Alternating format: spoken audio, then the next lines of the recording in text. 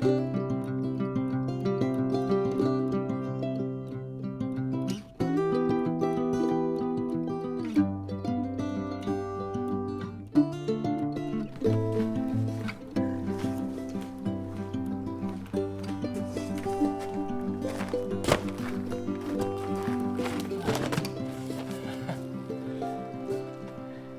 everybody, welcome back to the channel. As always, doesn't matter who you are or how you found us, we're glad you're here.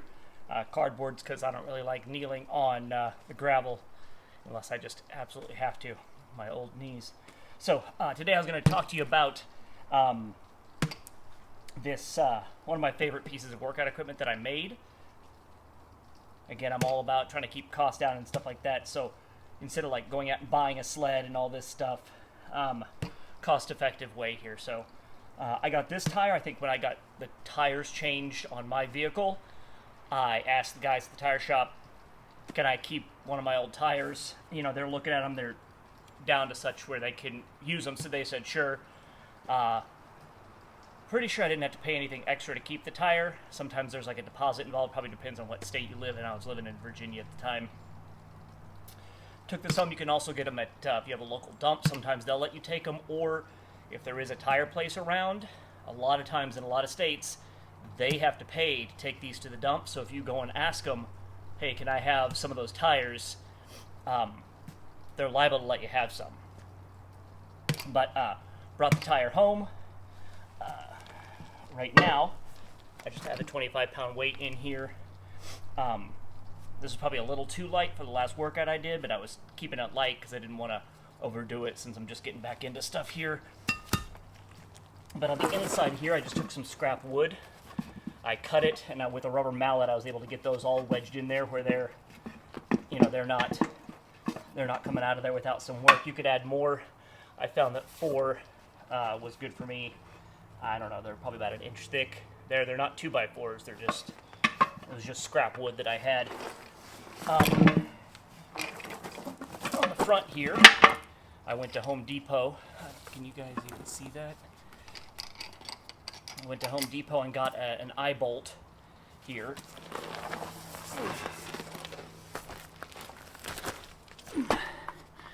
Got an eye bolt there and some nuts and washers.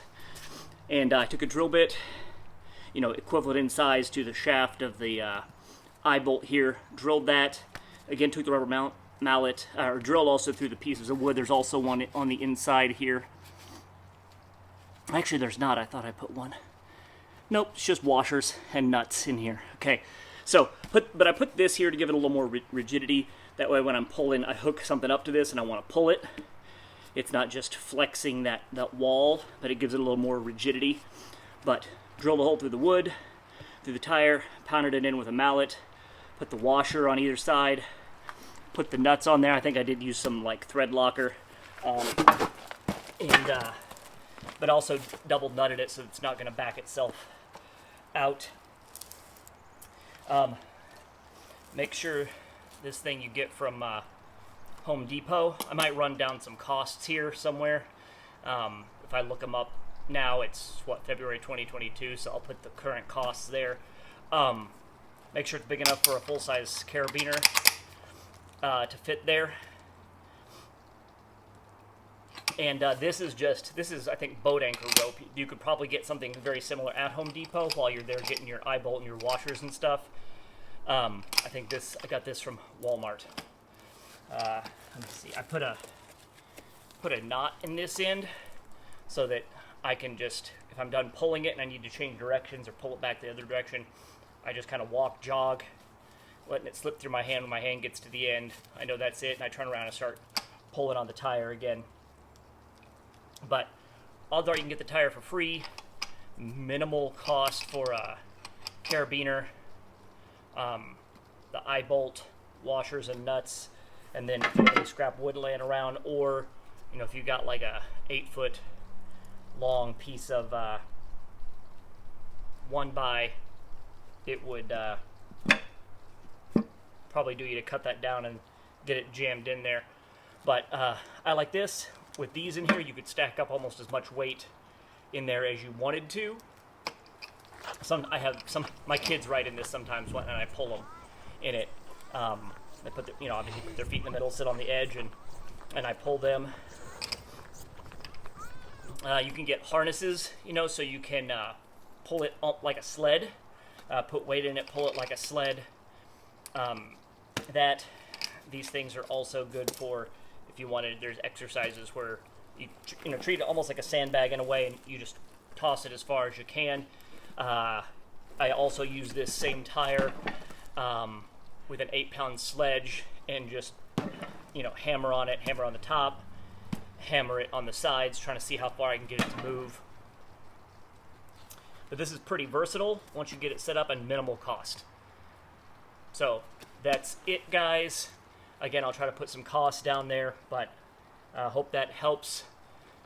Times can be, money gets tight, times get tough. You don't have to sacrifice fitness. You just might have to change your, if you have to drop your gym membership or something, you might just have to change tactics. Or if you live not anywhere close to a gym, kind of like where I am now, the good way to do it. I also prefer like this really primitive type of way of working out. I find it a lot more fun than going to the gym and stuff. So I hope this helps, and I'll catch you guys on the next one. Later.